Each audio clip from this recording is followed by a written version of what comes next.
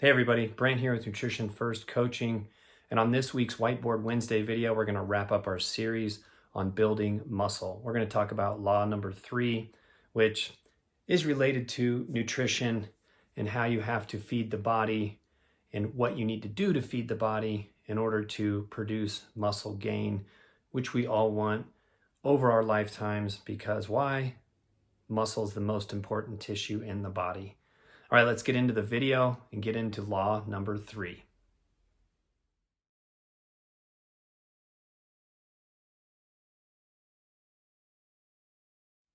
Let's talk about law number 3 of building muscle, and that is you have to feed the muscle. So just like most things in life, it comes down to what you fuel your body with. What you put into your body becomes your tissues, and those tissues, of course, the quality, and in this case, the size and the ability to produce power, muscle output, energy, all the things that kind of fuel our daily lives is completely dependent on nutrition. And we all probably knew that to some regard, but let's talk about the hierarchy here. So number 1, we have to have enough overall calories. We have to be in a little bit of a calorie surplus. It doesn't have to be a lot, but we need to be in enough of a calorie surplus that our body has the extra fuel to build the muscle. The analogy I always give people is if you're building a house and you don't have enough lumber, how are you going to keep building the house?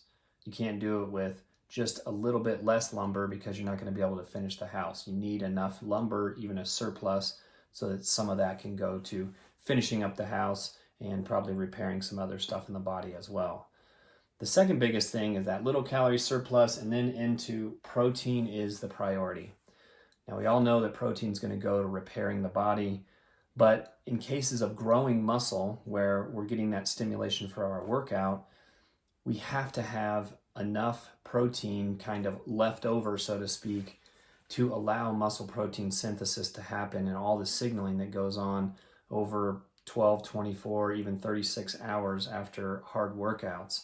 So if there isn't enough protein left over, our body's going to prioritize repairing all the daily things that go on through the body, growing skin, hair, nails, all the vital things in our body, vital organs, all those things. And the last thing it's going to put that energy to is trying to put it into building muscle, repairing all that tissue, and making sure you can actually add a little bit of tissue density and strength to the muscle that you've broken down from the other laws we talked about.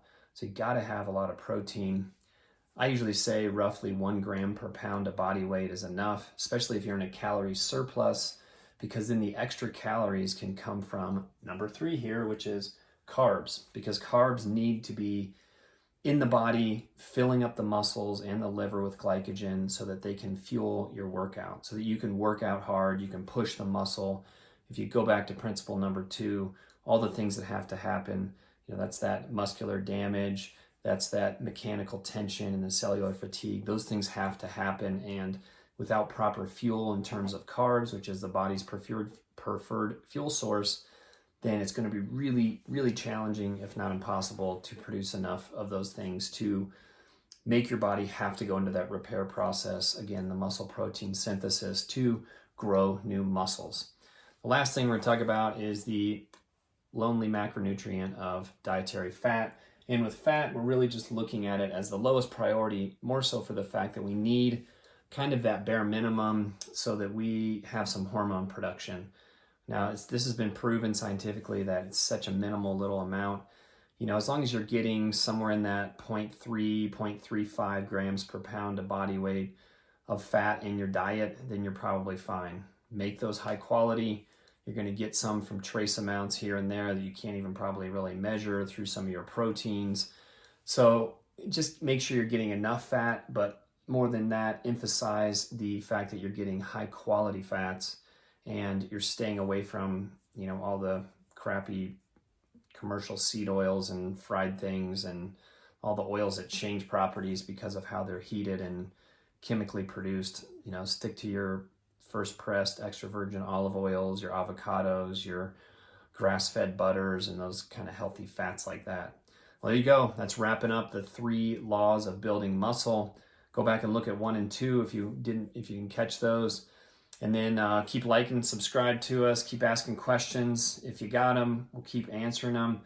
Keep trying to give you usable, actionable information so you can apply it to your training, your nutrition, and become the healthiest version of yourself.